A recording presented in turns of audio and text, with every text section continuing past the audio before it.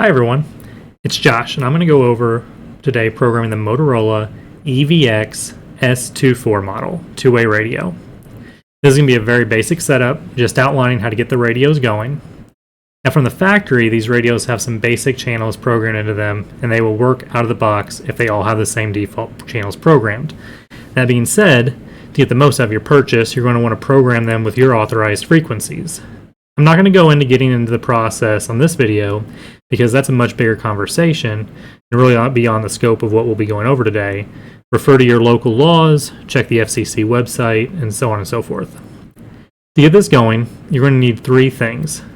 Obviously a Motorola EVX-S24 radio, a micro USB to USB cable, and the CE-157 software from Motorola.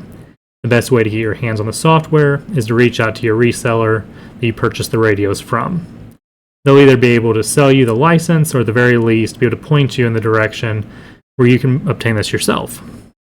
One more thing I'll add, when purchasing the radios through a reseller, I was given the option to have them pre-programmed to all match for a per radio fee. I would have went this route if these were the only radios I would ever need, but I work in a school and things break and need replaced.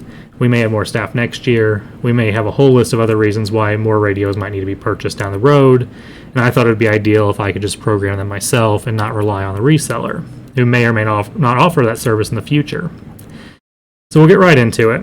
Here in the bottom right, you can see my radio. It's a Motorola EVX-S24. On the main screen, I have the CE-157 software open. On our radio, we're going to open the side slot right over here. And we're going to plug in our cable right into the side here. You're going to see the light on the top come up. That means the radio is connected to your computer.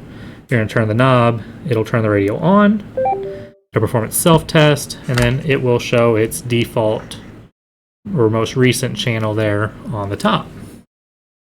On the software, this is the default screen you'll see when you open it up. It'll just have one channel selected with some default frequencies. The first thing I would do is go to radio, and I'm going to go to upload.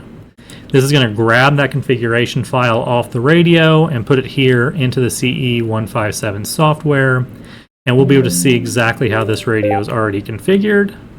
This one has two channels with two frequencies.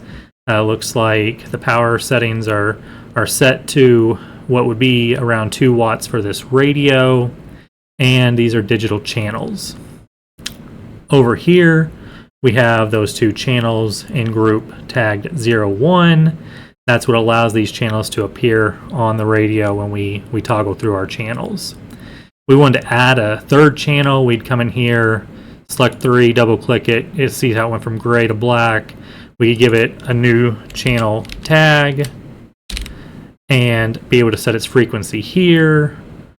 This is in 4-watt digital power mode, so if we wanted to bring that down to 2-watt, we would just double-click on it and it would bring it down to 2 watts. But if we were to save this and download it to our radio, it wouldn't be available to us because we haven't added it to this group yet. So we would want to add it to the group, double-click there, and that adds that. And then to put this frequency on our radio, we would go to radio, and then we'd select download. We're going to hit start download. This is going to download this configuration file from the CE-157 program to the radio. We're going to hit start. Maybe see on camera here where it says PC program on the radio. There's a progress bar. And once it's complete, the radio should restart. You see our most recent channel is still selected there. Let's toggle through our channels. And there's new channel. The new channel that we just programmed is available on this radio. What I need to do for this particular radio is actually add an analog channel that makes it compatible with some older radios that we're using as we're transitioning through these radios. Some of them are on back order. I'm going to come here to open. I'm going to select the one with channel 16. It's going to bring up a configuration file. It's going to ask me if I want to save this current one. I do not.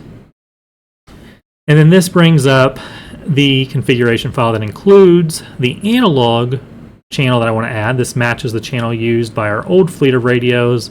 Again, we're just waiting on a few to come back from being on back order. I have this pulled up. I'm going to go to radio. I'm going to go to download. I'm going to go to yes. You'll see on my radio, it's going to go into PC program mode.